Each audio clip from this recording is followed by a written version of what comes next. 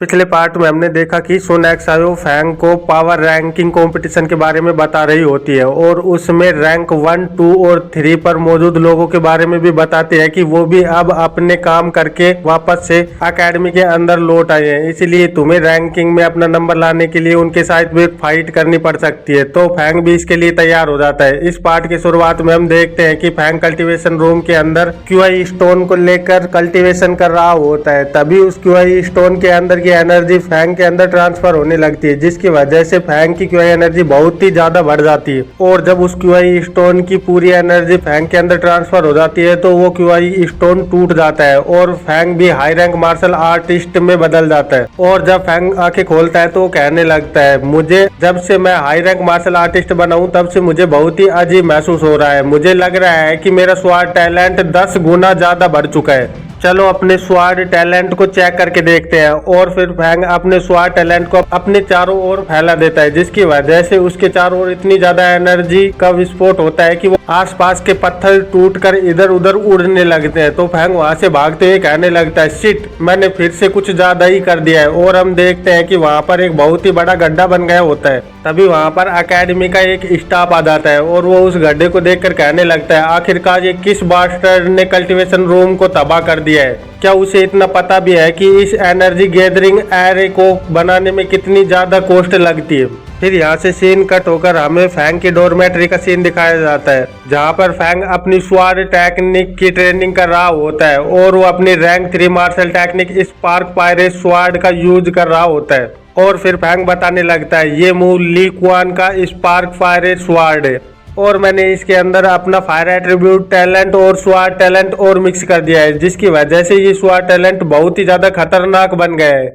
तभी miss minute Fang से कहने लगती है, तुमने अभी जो इस स्वाड टैलेंट का यूज किया है, तुमने उसमें अपनी फुल पावर का यूज क्यों नहीं किया? तो फैंग उसे बताने लगता है, वो मैंने इसलिए नहीं किया क्योंकि मुझे लगता है कि अगर मैं इसका फुल यूज करूंगा तो इसकी वजह से मेरा यार्ड और हाउस के भी टुकड़े टुकड़े हो सकते हैं और मैं यहाँ से बचकर भाग भी नहीं सकता, जैसा कि मैंने सेंट युआन टावर में किया था। इसलिए मैं यहाँ पे अपनी फुल पावर का यूज नहीं कर पाऊंगा। और फिर यहाँ से सीन कट होकर हमें पावर रैंकिंग कंपटीशन के अरेना का सीन दिखाया जाता है, जहाँ पर बहुत से लोग इकट्ठा हुए होते हैं और उधर फैंग भी जा रहा होता है। तो फैंग अपने चारों ओर देखते हुए कहने लगता है, यहाँ तो आज बहुत सारे जीनियस एक साथ ही आ गए हैं, मैं जल्दी से इन्हें प्रोजेक्ट करके इनके साथ फाइट कर लूंगा। तो मिस मिरर फैंग की बात सुनकर कहने लगती है, तो तुम ये चाहते हो कि यहाँ पर जितने भी मेल कैंडिडेट है मैं उन सबको प्रोजेक्ट कर लूं और सिर्फ उन ही फीमेल्स को प्रोजेक्ट करूं जिनके पास एट्रीब्यूट टैलेंट हो? तुम आखिरकार ऐसा कैसे कर सकते हो? तुम ऐसे जेंडर बायस कैसे हो सकते हो? तो फैंग मिस मिरर से कहने लगता है, क्योंकि मैं एक जेंटलमैन हूँ और मैं औरतों के खिलाफ लड़ाई नहीं करता।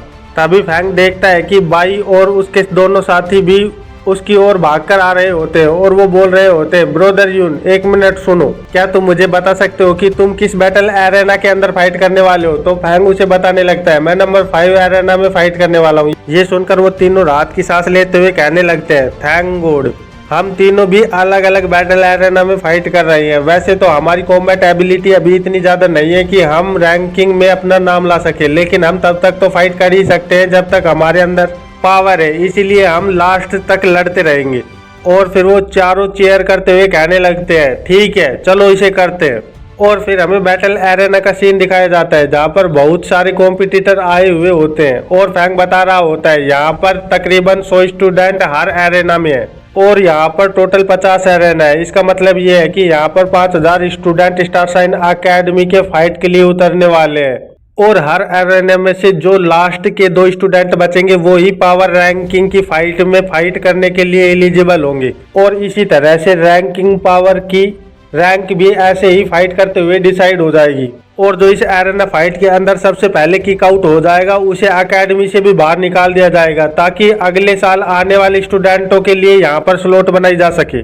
तभी वहां पर अनाउंसर अनाउंस करने लगता है, पावर रैंकिंग इवेंट अब शुरू होता है। और हम देखते हैं कि फैंग वहां बीच में खड़ा हुआ होता है और बहुत सारे लोग उसके ऊपर अटैक करने आ रहे होते हैं, पर फैंग अपनी स्वाड के एक स्लैश से ही बहुत सारे लोगों को पीछे गिरा देता है और एक ही झटके में बहुत से लोगों को हरा देता है। और इधर हम बाई को देखते हैं जो कि अपने अपोनेंट के साथ फाइट कर रहा होता है और कह रहा होता है, मुझे भी यहाँ पे अपना पूरा देना होगा ताकि मैं भी अपनी पावर को और ज्यादा बढ़ा सकूं।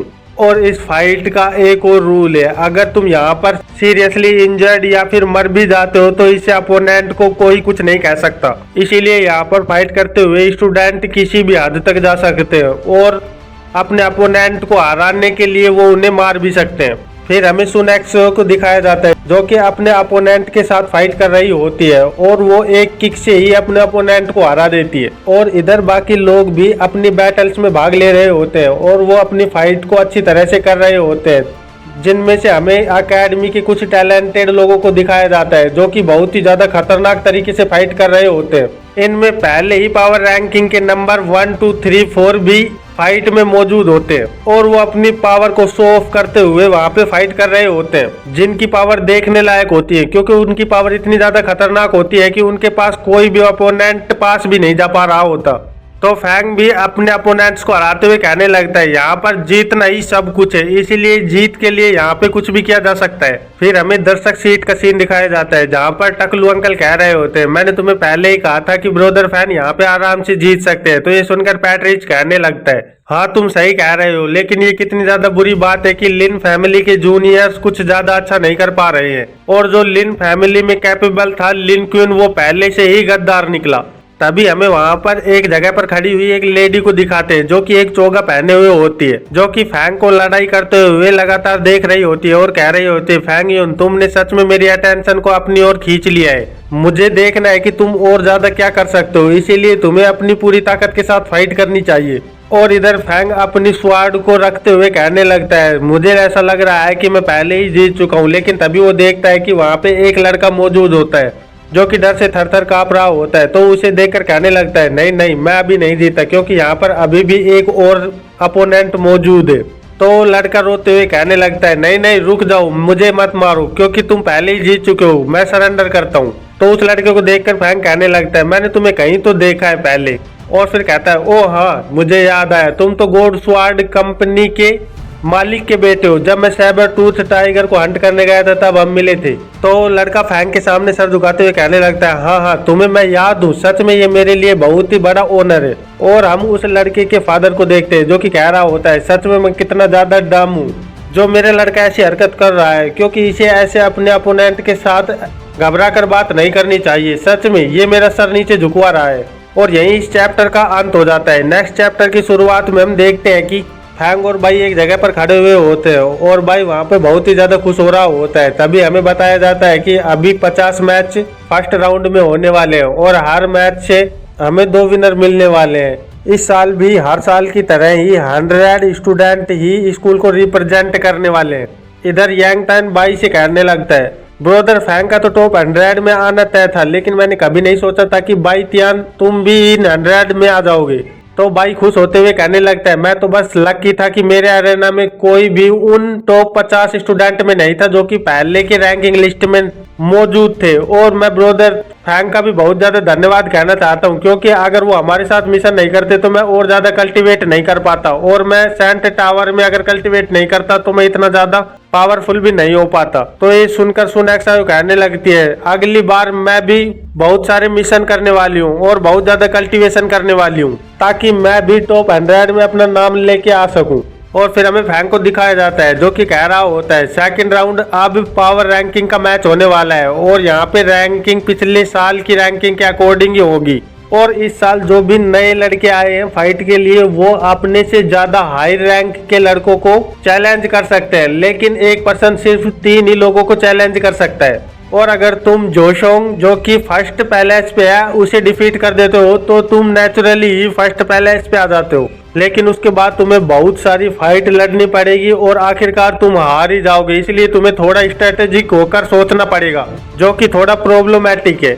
पर तभी फैंग कुछ देखकर बहुत ही ज्यादा चौंक जाता है और वो देखता है कि उसे किसी ने चैलेंज किया है। तो उसे देखते हुए कहने लगता है, क्या किसी ने मुझे चैलेंज किया है? और फैंग को चैलेंज करने वाला चैंग चुआन शैंग होता है। तो दर्शक सीट पर बैठे हुए स्टूडेंट कहने लगते हैं, आखिरकार ये फैंग यून कौन है जिसकी इतनी हिम्मत हुई कि वो पावर रैंकिंग के टॉप 17 चैन शैंग को चैलेंज कर रहा है, उसके पास डुअल स्टार फ्यूजन है। तो दूसरा लड़का कहने लगता है, नहीं नहीं, चैंग शैंग ने फैंग यून को चैलेंज किया है, इसलिए उसकी कोई गलती नहीं है। और फैंग यून वो लड़का है जो एंट्रेंस एग्जाम में एकेडमी के 40 सीनियर्स को एक साथ हराया था और उसके साथ साथ उसने 2 ब्लैक रैंक मिशन भी कंप्लीट किए हैं। तो ये सुनते हुए दूसरा लड़का कहने लगता है लेकिन ये काफी नहीं है कि उसके लिए चैंग सेंग उसे चैलेंज करे।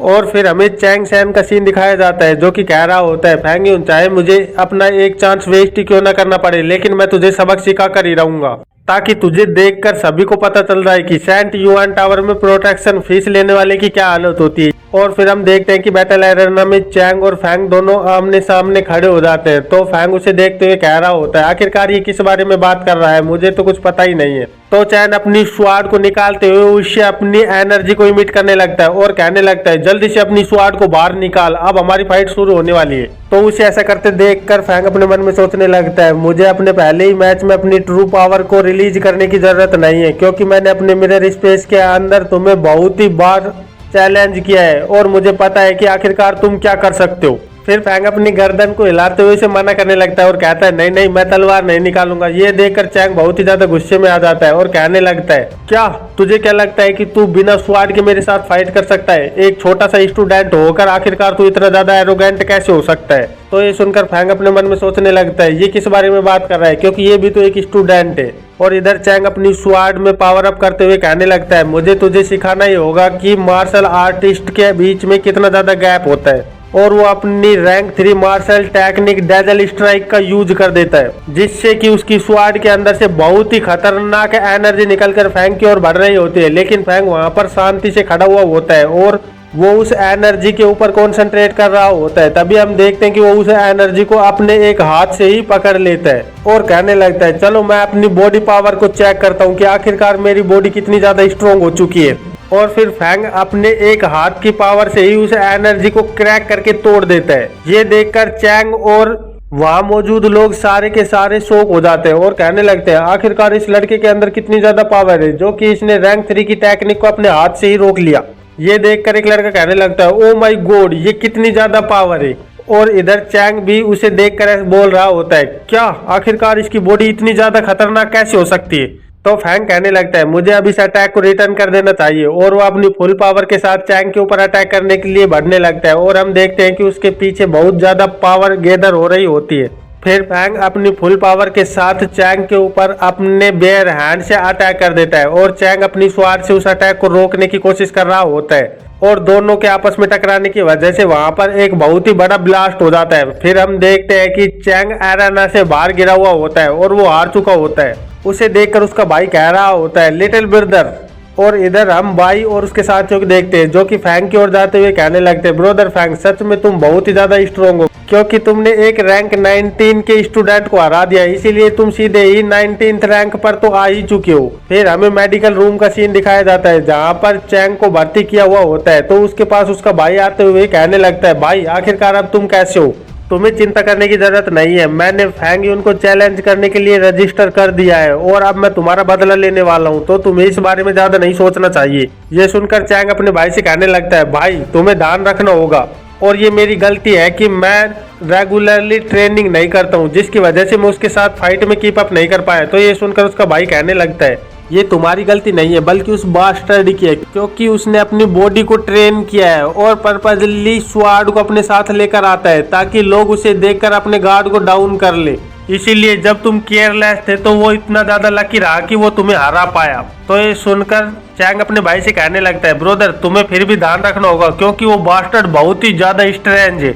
और फिर यहाँ से सीन कट होकर हमें बैटल एरेना का सीन दिखाया जाता है जहाँ पर मिंग और फैंग दोनों फाइट के लिए तैयार खड़े हुए होते हैं और उन्हें देखकर सारे के सारे स्टूडेंट कह रहे होते हैं आखिरकार ये लड़का फैंग यून है कौन जो कि इसे इतने ज्यादा रैंकिंग के लोग चैलेंज कर रहे हैं। अभी इसने थोड़ी देर पहले ही 19th रैंक के स्टूडेंट को हराया है और अभी रैंक 18 का लड़का भी इसे चैलेंज करने आ गया है। सच में इन दोनों के बीच वैसे तो बहुत ही ज्यादा गैप है और रैंक 18 का स्टूडेंट भी बहुत ही ज्यादा खतरनाक है, इसीलिए इस बार तो फैंग यून का काम तमाम समझो। फिर इधर हमें बैटल एरेना के अंदर दिखाया जाता है कि मिंग फैंग से कह रहा होता है वैसे तो रूल कहता है कि हाई पावर के लोग लो पावर वाले लोगों को चैलेंज नहीं कर सकते, लेकिन तुम देखो कितने ज्यादा लकी हो कि तुम्हारे साथ ये दूसरी बार हो रहा है। तो तुम्हें सच में प्राउड करना चाहिए कि हम लोग तुझे इतना ज्यादा आदर दे रहे हैं, इसलिए तुम्हें जल्दी से सरेंडर कर देना चाहिए। तो फैंग मुस्कुराते हुए कहने लगता है, नहीं नहीं, मेरा गोल तो पहला स्थान है।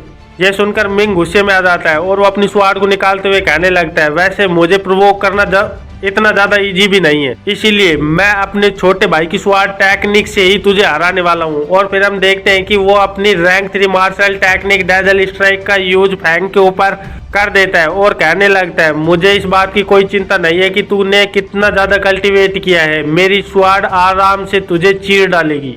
तो वहां पर मौजूद लोग कहने लगते हैं, ये क्या, ये तो बहुत ही ज्यादा खतरनाक अटैक है, ये रैंक 3 की मार्शल टेक्निक वो भी कंप्लीट रैंक की है। फिर हमें झाऊ जैंग का सीन दिखाया जाता है, जिसके पास में खड़ा हुआ लड़का कहने लगता है, झाऊ जैंग जल्दी से उधर देखो। तो झाऊ कहने लगता है, मुझे वहां पे देखने की कोई जरूरत नहीं है, क्योंकि मुझे पता है कि मेरे साथ लड़ाई करने की पावर रखने वाला अकेडमी में कोई नहीं है। और इधर फैंग मिंग के साथ लड़ाई करते हुए सोच रहा होता है, ये सच में प्रोजेक्शन से बहुत ही ज्यादा स्ट्रोंगर है, लेकिन कोई बात नहीं, ये इसके लायक भी नहीं है कि मैं अपनी स्वाड का भी यूज करूं, इसीलिए मैं इसके साथ ऐसे ही फाइट करने वाला हूं। तो ये देखकर मिंग भी थोड़ा चौंक जाता है और वो कहने लगता है, क्या?